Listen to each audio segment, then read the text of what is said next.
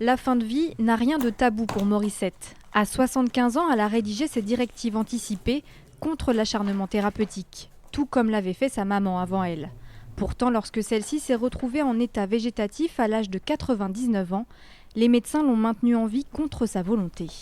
Je me suis entendu dire que maintenant elle réfléchirait, elle dirait peut-être pas comme ça qu'il faut en finir et qu'elle buvait encore un petit peu, mais c'était une momie dans son lit. C'est vraiment une momie dans son lit.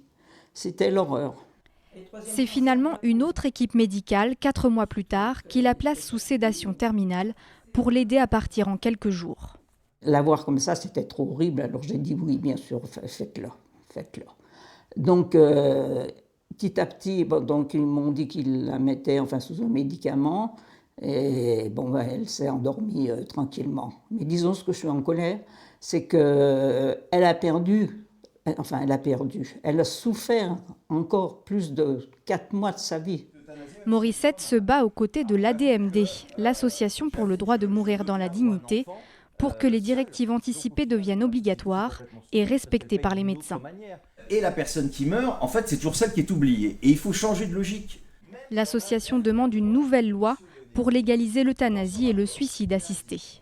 Il faut absolument voter cette loi parce que, vous savez, une loi qui légalise l'euthanasie, c'est une loi qui donne un droit.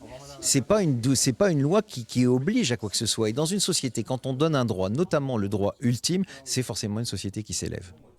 L'association défend aussi un accès universel aux soins palliatifs, la liberté de choix comme priorité. La question de la fin de vie qui n'était pas du tout dans le grand débat, elle s'est invitée.